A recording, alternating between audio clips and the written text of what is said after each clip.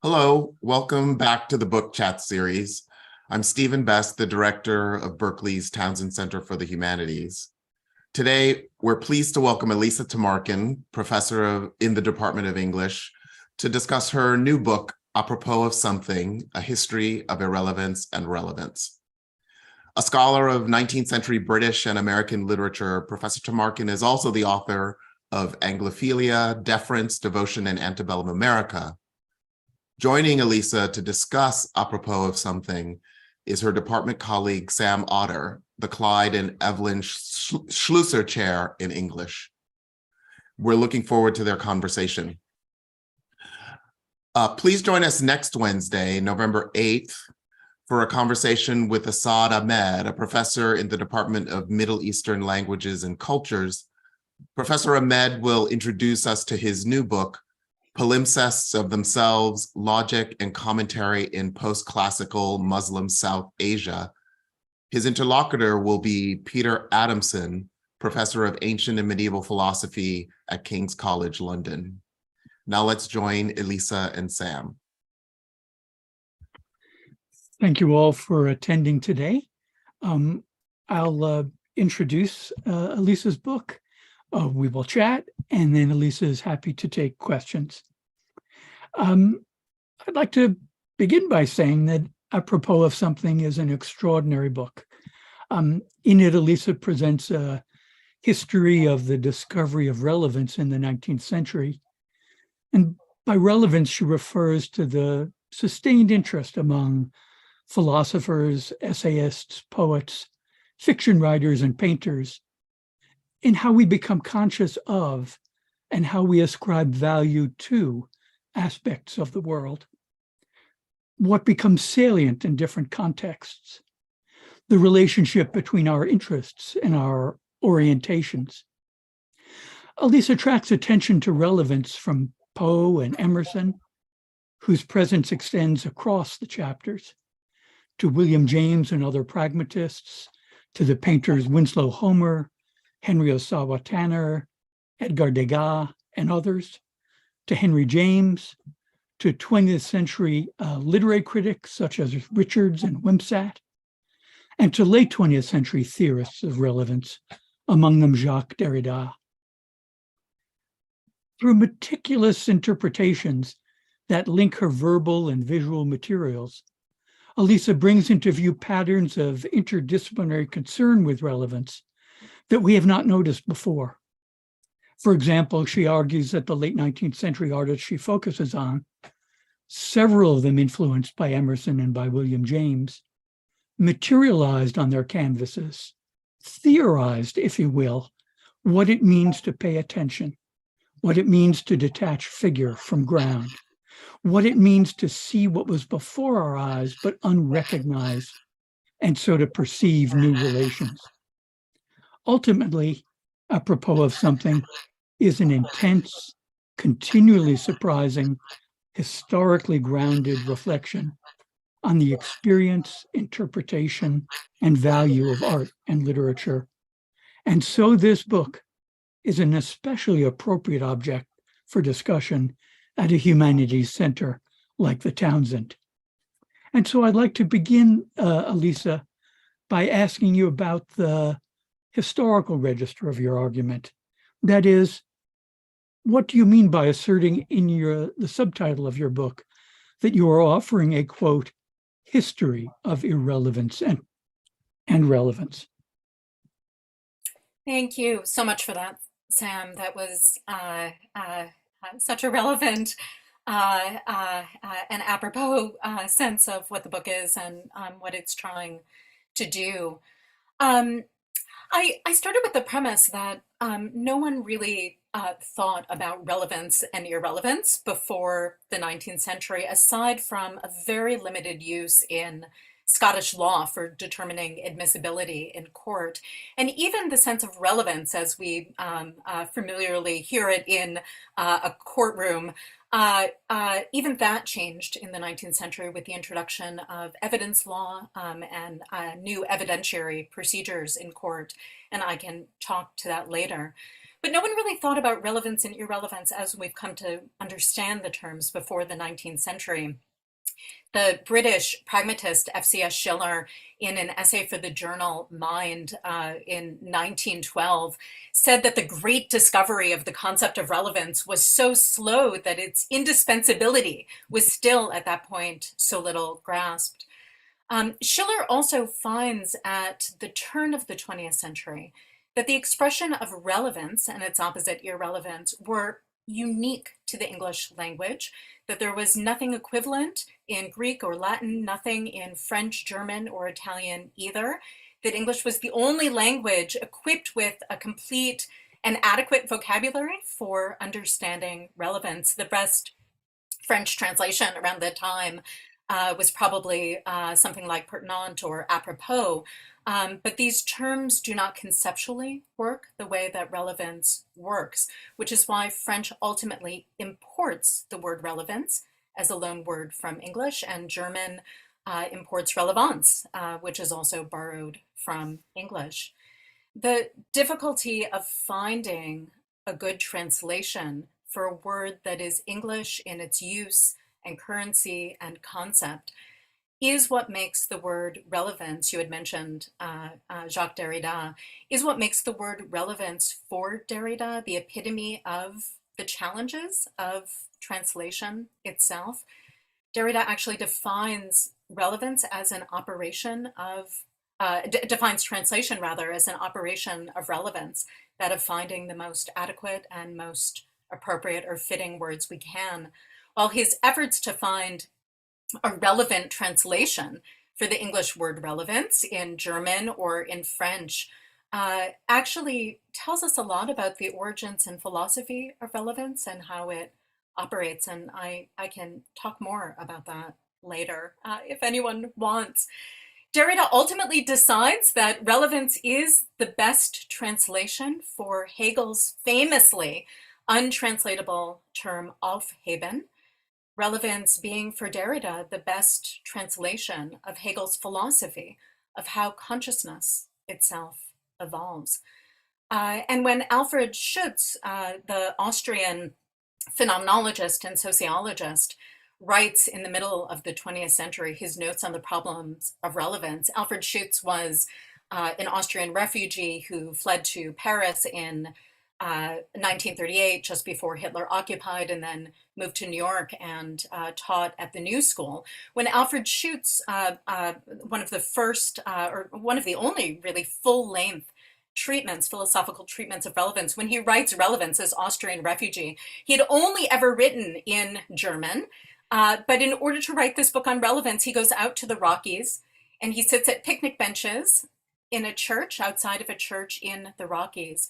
And he wrote in English. It was the only philosophical work he wrote in English because, this book on relevance in the Rockies, because relevance could only, he said, be thought through in English in an American context.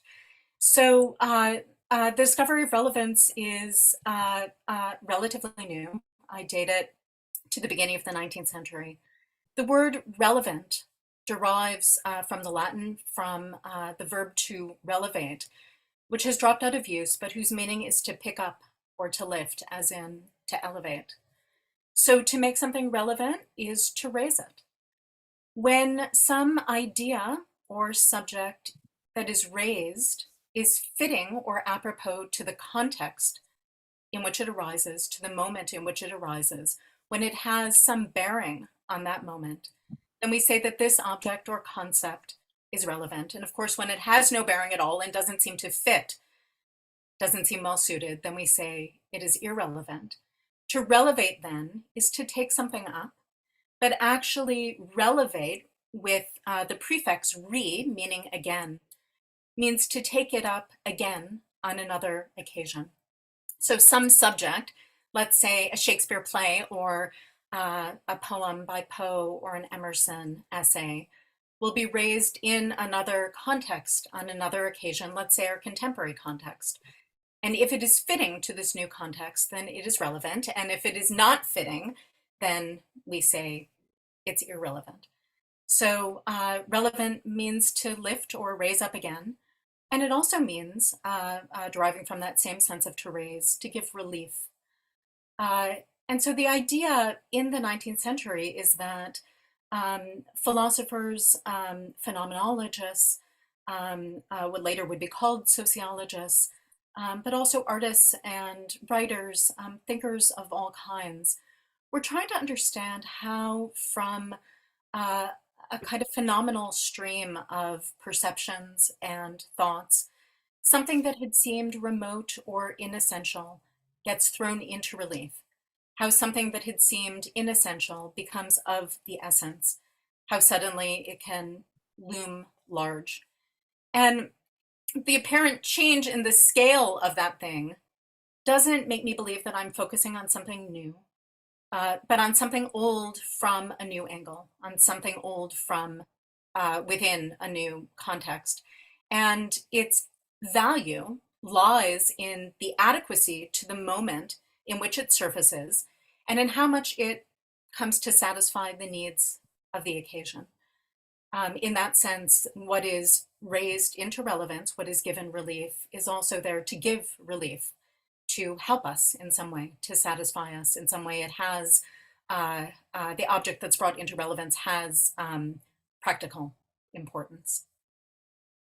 We tend to think at present, when we talk about relevance, about political awareness or political consciousness or import.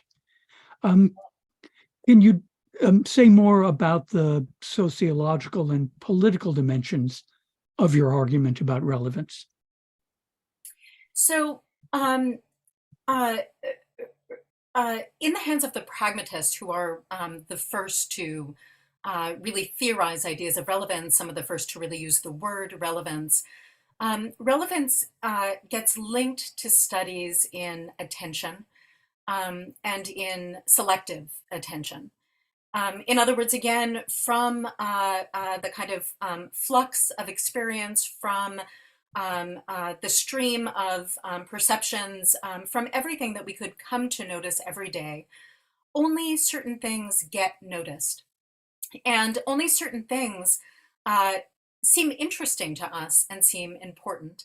And part of what the pragmatists were trying to figure out is how anything out of everything comes to matter to us against that pull of oblivion, how anything stands out.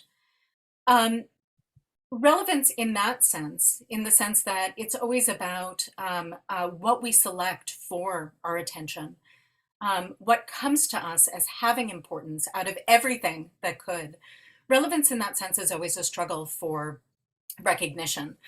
When we talk about relevance in a kind of colloquial sense, or even within the academy, we usually associate it with political awareness. If we are making, say, a Shakespeare play relevant, we want to think about it in light of, say, contemporary politics, somehow contort its meaning in such a way that it is speaking to the political moment now.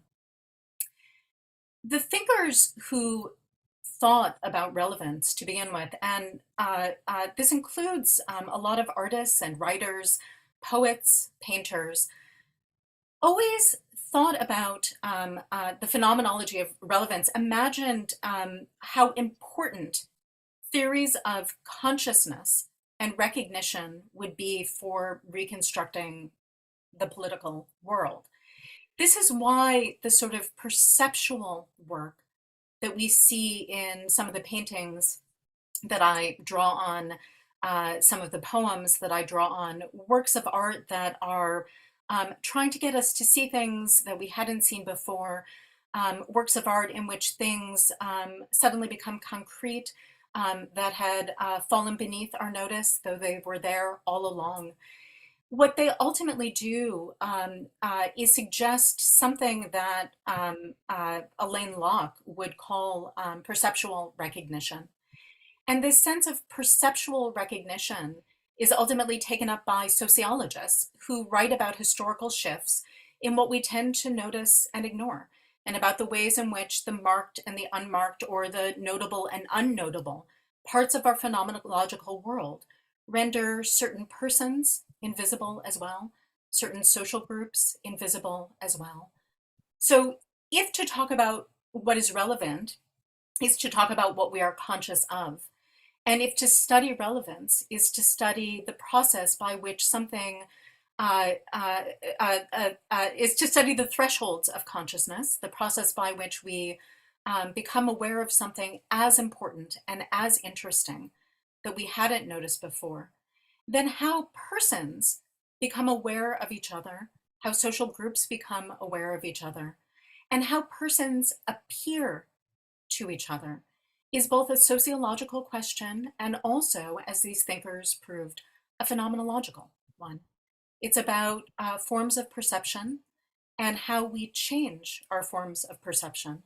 How do others come to matter to us in the world? How do those persons fit into our perception of the world? In a world in which we take everything for granted or without question, how do we see an alternative? How do we shift a sense of what figures for us so that something that had been unnoticed or unregarded in, say, the horizon or the fringes of consciousness becomes relevant all of a sudden and takes on what the pragmatists would call the accent of reality instead. And so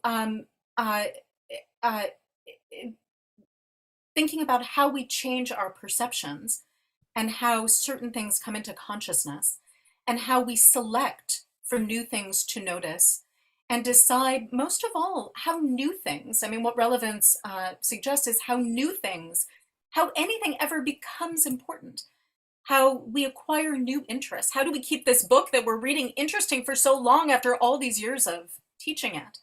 How anything new becomes interesting or important to us is always an ethical question.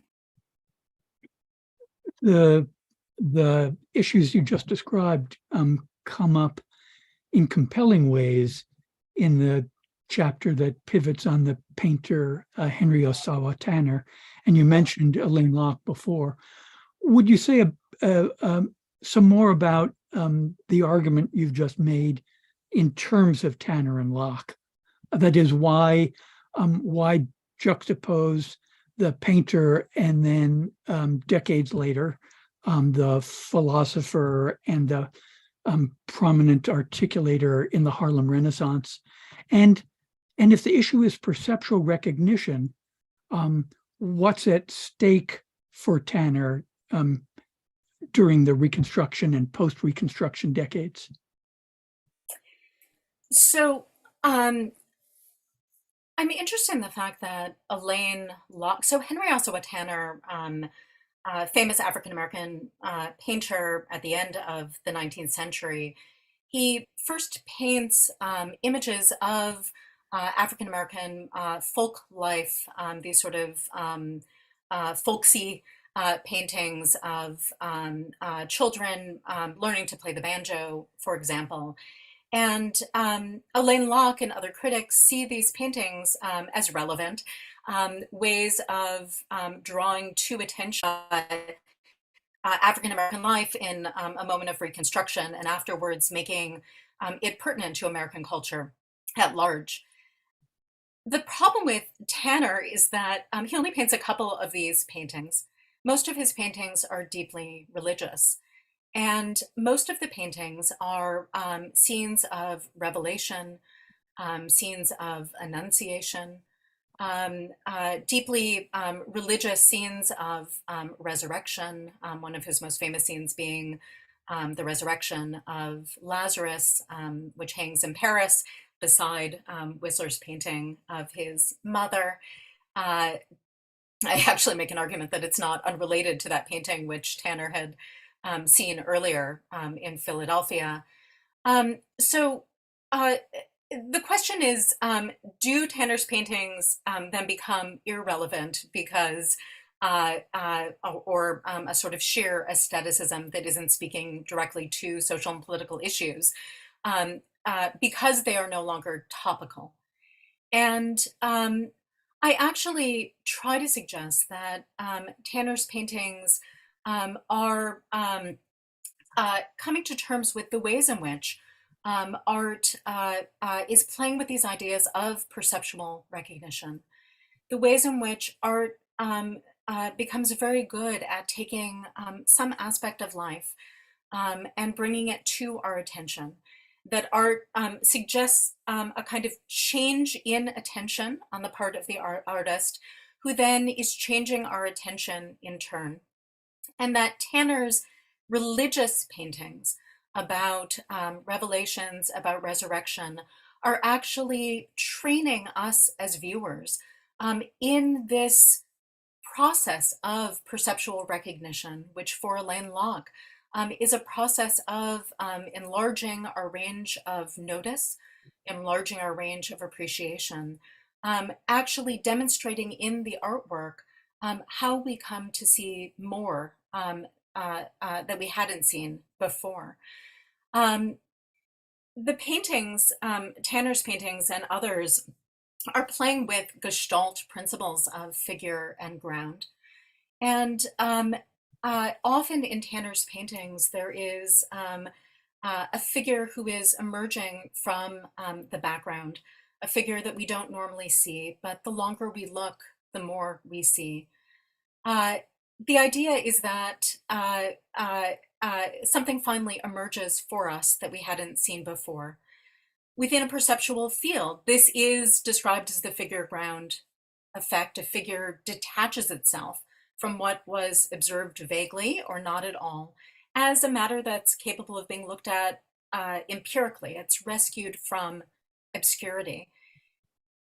In Tanner, I think that these figures, whether they are of Christ walking on water, or sometimes they are a North African in Morocco, in a kaftan painted for viewership in New York, that he's showing the way new things can come to figure. And in the meantime, playing with these sort of Gestalt principles of perception. Given the brilliance with which these figures emerge, it seems to follow that the kind of attention we are showing it as viewers is special. And so playing with this idea of how in art, anything at all that hadn't figured can come to figure.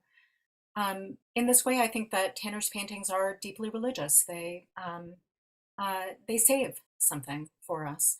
How exactly can pictures save? The logic seems to be something like this, that what was invisible or unfigured or hidden, what we thought we never knew was lost or never knew was there, suddenly comes to light and takes on substance like it hadn't before. And so I see this functioning in Tanner pictures, but also in many of the other paintings that I look at in the book. And you've touched on this in the answer you just gave. I was struck across several of your chapters by the presence of religious language and religious images. You mentioned Tanner's religious paintings, and one of your chapters is titled Relevance is God. So I'm interested in hearing more about, for the writers and the artists you talk about, what the function or what the place of religious language is in talking about relevance. Or maybe another way to ask the question is, you've answered for Tanner how images might save and recover and preserve. But more broadly, for the writers and artists you look at, why is there a religious register to talking about relevance? So relevance is so often by all of these figures, the philosophers, the phenomenologists, even the sociologists, let alone the artists and the writers, figured in these cosmological terms. There's often the language of resurrection. One working definition of relevance is the revelation of the meaning of the old, of something old, affected in its presentation or by its presentation in the new.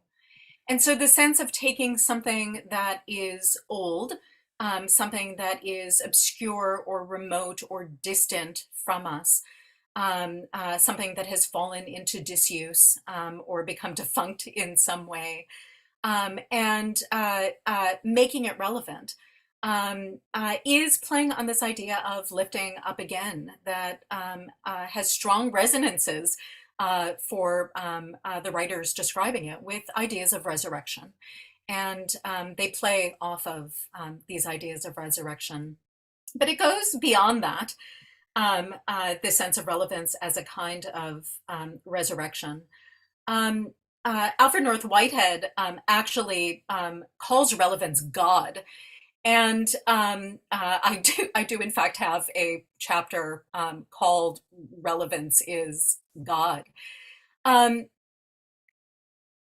The idea on the one hand is that that old stored material, call it a Shakespeare play, or it could be a memory, is literally revived and given new life through having to meet a new situation. But for someone like Whitehead, um, what he means by God is the potential for meaning, the potential for importance that is out there. He calls it the kind of eternal object. And what he means by this is just the kind of storehouse of universals, of truths, of facts, of memories, of culture, of art, from which at any given moment we select certain elements at certain times for their practical importance. He calls it the holdup. We actually pull from out of that storehouse, that obscure, remote, everything that we could draw on at certain moments when we need it, something that takes on importance. And the idea here of importance or ultimate importance is related to the idea of import or an importation. We're actually bringing home to us or taking in as something that matters, something that is always out there. And so for Whitehead, what is always out there, the moment that something becomes important to us and registers for us so that we have belief in the ways in which it can relieve us or help us, is what Whitehead calls God. Anytime we take something that has been out there all along, which is what he means by the eternal object, out there already, but which we're not noticing, anytime that comes home to us in some way, we recognize it in some way to make it matter to us, to bring it into a kind of intimate relation with ourselves, so that we believe in its importance. Well, what is the most important thing? He just calls this figure for ultimate importance, which he sees as indistinguishable from relevance, God. The idea actually is that religious aspiration is really a sense that there must be some value beyond ourselves. And when we make something relevant, we are looking in the world beyond ourselves for new forms of value. And when we recognize a new form of value and take it in, this is seen as, take in something again as important. This is seen as religious aspiration. God is when we find or extract importance from a sort of inchoate universe and bring it home within our actual reach when we import it. So there's an idea. I mean, William James, when he's talking about God, suggests that whenever we might feel that God is dead, we're neglecting to anticipate the potential for relevance on those occasions. And Whitehead has another phrase in which he says, there is no irrelevance, there is actually nothing is irrelevant. There are only potential forms of relevance. You've just talked about, you've just used phrases like extracting something of importance and bringing it home, or finding an intimate association for ourselves. Um, uh, so I'd like to use that as a segue to asking you about Poe and about Poe's The Raven, which after the introduction, the second chapter is about Poe's poetry, his detective fiction, his essays. You take as seriously as anyone I've seen Poe's essay, Philosophy of Composition, which a number of critics, particularly in recent years, have emphasized the jokiness of it or the absurdity of it. Philosophy of Composition is an account of, purports to be an account of how Poe wrote The Raven. But I want to ask you less about philosophy of composition and more about The Raven, which is at the beginning of your argument, prominent role in the second chapter, ends your argument in the last chapter, and is threaded throughout your argument. So I suppose the question is about the presence of the Raven in your argument. And to make that a little more specific, you offer an unconventional approach to the Raven.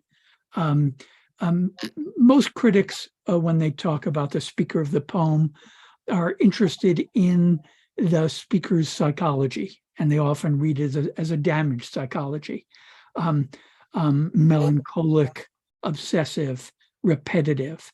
But I take you actually to answer my question, and you can add or contradict what I'm about to say, but I take you to be offering a very different sense of the poem. You're interested in the speaker's psychology, but you're interested in the oddness of the Raven and the process of finding relevance for the Raven and interest in the Raven. And you're particularly interested in the repetition in the poem of the word nevermore, and how the significance of that repetition, to use your terms from before, what is old is transformed or made new. So that's too many words for the question, but I'm fascinated by what the Raven is doing all across your book. Okay. So I wrote this book like I've never written anything else, from page one all the way through until the end. I didn't write chapters along the way that I then contextualized within a book. I just started writing at page one and wrote through until I ended it. And what that meant was that certain figures keep relevantly coming up. There are certain figures and terms, a fragment of a quote by Henry James, that keep returning. There are leaping fish and little red dots, and especially the Raven. Certain figures that keep coming up in almost every chapter, sort of, I guess, in the end, to enact that process of relevance, which is the translation, is the word we would use from one context to another, and the evolving sense of meaning of the old material as the book proceeds. So in the poem, The Raven, we have a student who is mourning his dead love, Lenore, and he's nearly napping, but suddenly there came a tapping. And this strange bird comes to him from out of the blue, and it perches on a bust above his door, above his threshold. And he was falling asleep, but now this bird that's come in from out of the blue has his full attention. So from a kind of half consciousness to full consciousness, this bird is on the threshold. Whatever happens with this bird is about a kind of coming into consciousness for the speaker of the poem. And as we know, this is an impertinent bird, right? The bird has learned a single word by rote, nevermore, and it just keeps repeating it reflexively in response to every question. including the demand for its name. And so the speaker keeps asking the raven questions, and the raven keeps repeating the word nevermore because it is its only stock and store. And quote the raven, nevermore. And then the speaker says, much I marveled this ungainly fowl to hear discourse so plainly, though its answer little meaning, little relevancy bore. That use of relevancy to speak to that word nevermore is the first literary use I can find of any variant of the word relevance. The first time we actually find the word relevance, relevancy, relevant in literary works outside of, again, an occasional use of it referring to proceedings in a court case in, say, an earlier historical novel. One of the first literary uses I can find of the word is in The Raven. And then Poe continues to use the word relevant really for the first time in literary history in his detective stories. The bird is absurd, of course, and yet the bird sits there, still sitting, never flitting, and the student pulls up a chair to sit in front of it and keeps asking it questions until nevermore, until he finds a meaningful context for this empty word that is being repeated again and again by rote. He looks for any kind of meaningful context, epistemological, eschatological, any context at all that might justify this impertinent bird. And the context that he finds, a context that finally, for example, makes him aware of the fact that his love, Lenore, is gone and that he'll never see her again, that he might not even see her in heaven, which is why the poem ends with his soul shattered on the floor. The context that he finds is a process of asking questions, keeping that word nevermore interesting to him until it becomes relevant, right? The process of reading through the poem, The Raven, is the process of looking for relevance. It is a form of engaging with something that has caught our interest, that suggests that our process of cognition, that human minds, and this is what relevance theorists in the field of linguistics and semantics suggest later in the 20th century, that human minds are organized so as to find relevance, that we pick up on some stimuli while filtering others out, and that what we're able to notice has to be worth our attention. And then we use that information practically to answer a question or to solve a problem or to increase our power to understand or respond.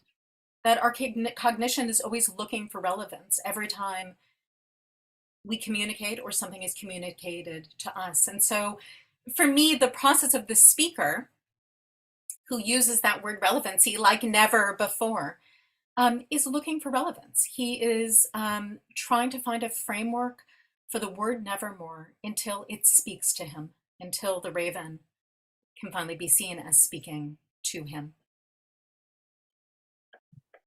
So, somewhat wickedly, you suggest in the book and now that critics of literature, critics of art, are in the position of the speaker in The Raven. So we'll turn in about 5 minutes to questions from the audience. But before we do, I want to make sure to ask you about the importance of visual art in your argument. So Homer, Thayer, Tanner, Moore, Degas play such important roles. And associated with that question, or before that, let me say, one of the things I particularly admire about the book is its intense interdisciplinarity. The painters are as important to you as the poets, the philosophers. So if you talk about the importance of the visual artists for you in thinking about relevance. And I have a side question, which I'm particularly interested in. If relevance is an issue of consciousness and perception, are there differences in that perception, in that recognition, in salience, in what relevance means, in what's before our eyes, when what we're looking at is words on the one hand and pictures, images on the other hand? So again, I'm interested in hearing more about the importance of the painters in your argument, and I'm also interested in, for questions of relevance, what, if any, difference it makes that viewers, readers are perceiving words or images. That's so interesting. Well, in some ways, the visual arts are just another form of working with perception that literature is also doing, right? I mean, on the one hand, I would put the poems and the paintings, I would think about them together in the sense that the major thinkers about relevance are the pragmatists, these phenomenologists, logicians.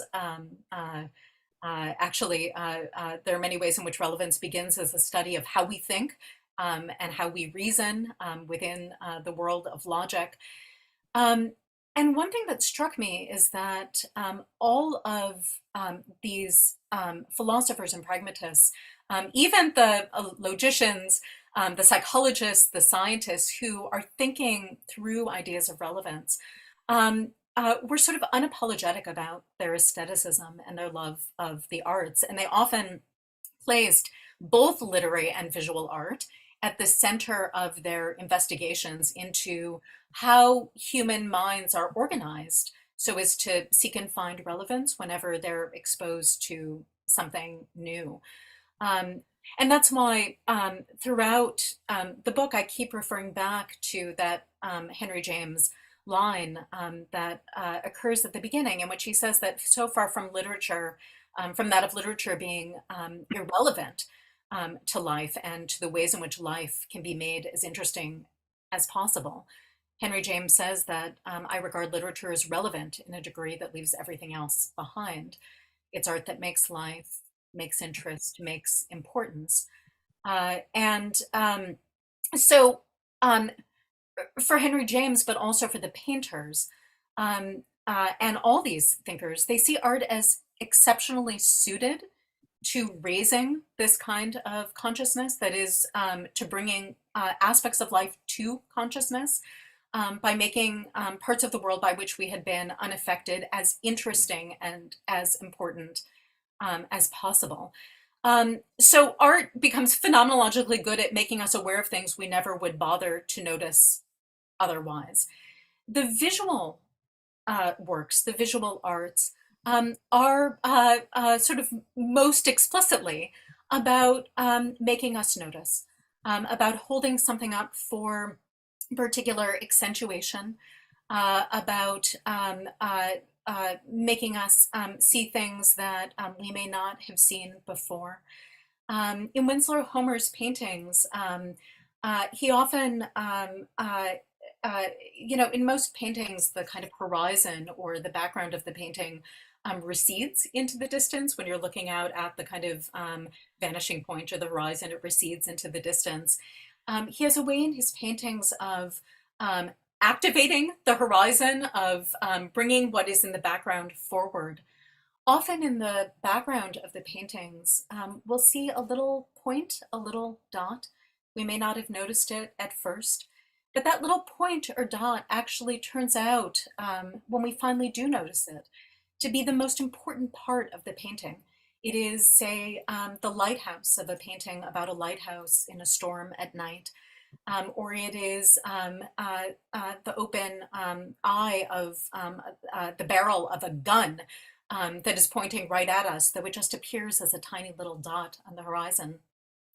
The way in which the paintings are asking us to find the point of the painting, to actually take into account things that we hadn't seen and to see how they can become relevant, is something that is played out perceptually in the kind of visual frame of the painting.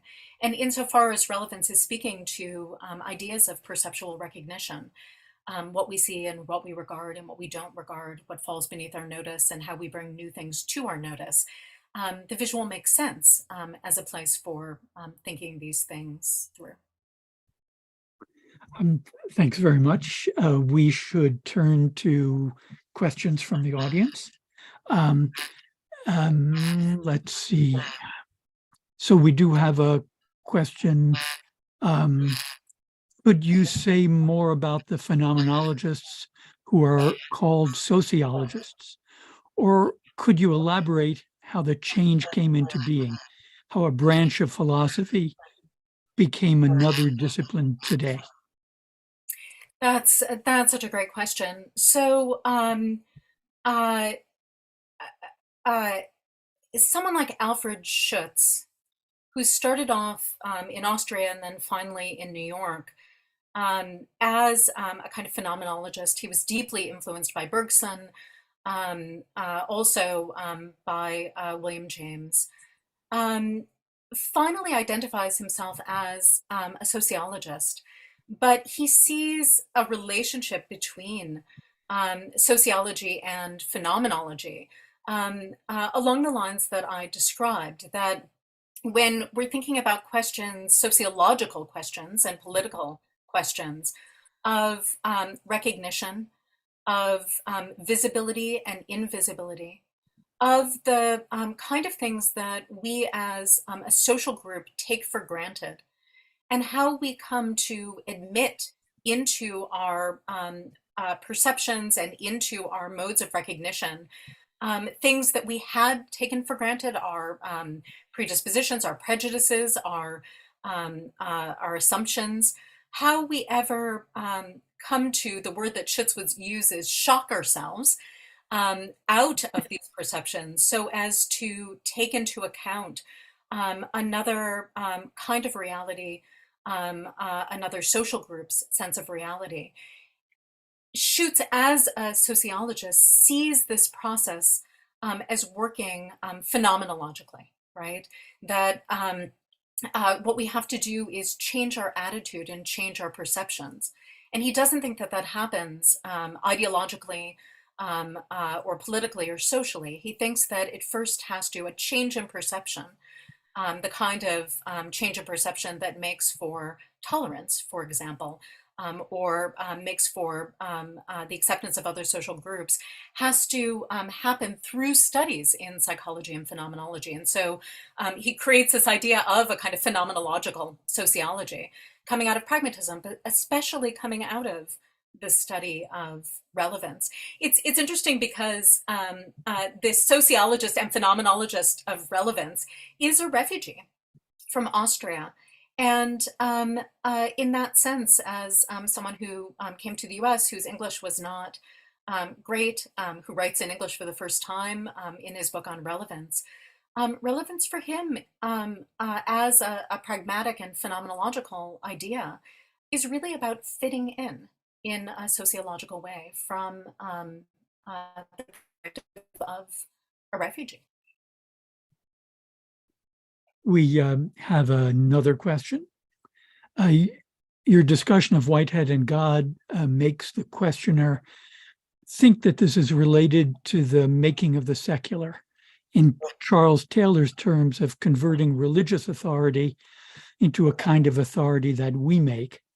And I do know earlier in the book you talk about the difference between the 19th century and, say, the 18th century or the 17th century in terms of these questions of the basis for authority. That was me, that was not the questioner. Let me start again. Your discussion of Whitehead and God makes the questioner think that this is related to the making of the secular, in Charles Taylor's terms of converting religious authority into a kind of authority that we make. Could you elaborate on this sense of reconstructing religious authority and making it a more secular sense of authority? That's so interesting. I mean, uh, I don't know if in all cases, um, even when we're talking about someone like Elaine Locke, I mean, certainly in Whitehead, um, God doesn't mean what God means in a strictly religious sense.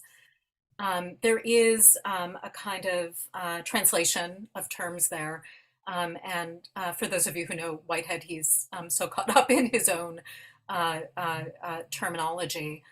Um, I think that a kind of mediating term between the idea of relevance as invoking all of these ideas of God and resurrection and revelation and the sense of secular, I think the mediating term might be a trying to come to terms with value and the idea of value. Um, Elaine Locke was a theorist of value, and then he was also a kind of literary and cultural critic. And he makes a claim early in the 20th century that value is the most neglected philosophical idea outside of ideas of economic value. Um, he links ideas of value or how we create new senses of value to this idea of finding relevance. And sometimes that value can be religious value, but it often isn't religious value. But it doesn't preclude religious value, so long as religious value is relevant to you, right? So long as it continues to hold a kind of importance to you. He does link the idea of value to the idea of criticism and literary criticism, which is why a theorist of value is fundamentally a cultural and literary critic as well. The idea of appreciation and how we enlarge our range of appreciation as the work of relevance, the work of criticism, but also the work of finding value, uh, including, I think, in the realm of religion. I love this. This is another question for me. I thought of pretending it was a question from the audience, but decided I'd seize the opportunity. Um, uh, um, so in the intellectual history that you detail, and in your own interpretive practice, you argue vigorously for the value, to use the word you just used, the value of closely scrutinizing works of literature and of art. I'm wondering if your argument about relevance hinges on that methodological approach. That is, in what ways could your argument about relevance be extended to approaches to art or literature that don't involve that kind of intense perceptual recognition that comes from being immersed in the details? That doesn't come from that, or that? Yeah, that is your argument for relevance when you talk about the essays, when you talk about the philosophers, when you talk about the paintings.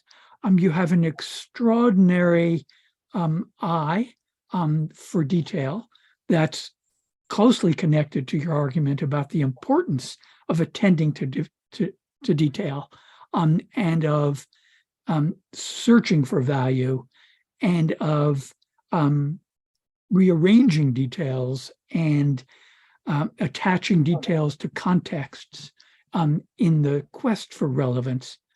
The readings are exhilarating of the verbal and visual materials, but I'm wondering if your argument about relevance depends on that kind of close attention, or whether there are other approaches to art and literature for which the argument you make about relevance would also be extendable. That's a very interesting question. I mean, so uh, insofar as finding relevance is a kind of art of discrimination, it's also an art of criticism. By discrimination, I mean an act of selection and selective attention. So it is the fact that I came to realize that to write a history of relevance across all of these interdisciplinary fields also put me easily in the position of writing criticism too. Criticism itself having emerged from a kind of philosophy and logic of values. And the logic being that any poem or painting might be considered as a kind of proposition for getting hold of something and then raising it in a particular way. Any poem or painting might, through the process of appreciation, help us arrive at some moment of real clarity, at what we could think of as a kind of crystallization. Uh, this is part of what Schiller and others would think of as art's point. It is the case that in a lot of these works of art, there's a poetry critic, Lawrence Perrine, who says that total relevance is the condition to which all art aspires. And what he means by this is the ways in which the kind of sudden awareness of something that art gives us is also a way of kind of tying together its loose ends. So that what we have in the experience of the work of art is the sense that everything in it is contributive, that everything in it counts toward that total experience, or what Dewey would call the kind of consummate experience of that the work of art is providing at this particular moment.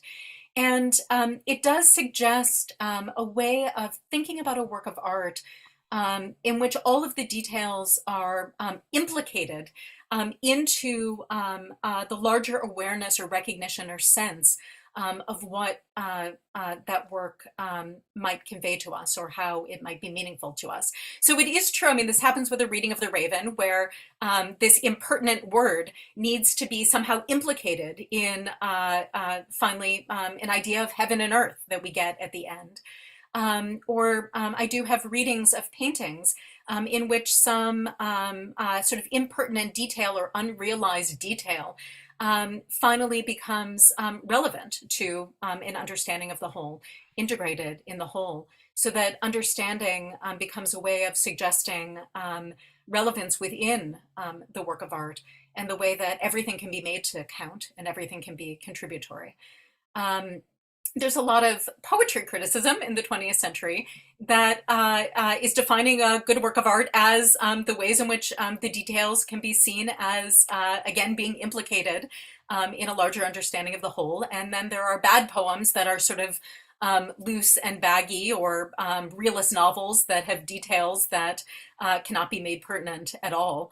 And this becomes part of a logic of criticism in the 20th century. I don't know if that finally answered your question. It does, and we should draw things to a close. Thank you for the conversation today. Thanks to the audience for attending.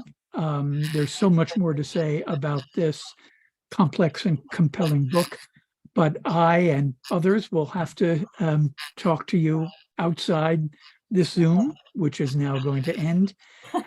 Congratulations again on the book. And again, thanks to the Townsend Center for hosting this. And we'll end now. Thank you, Sam. It's so great to talk with you about it.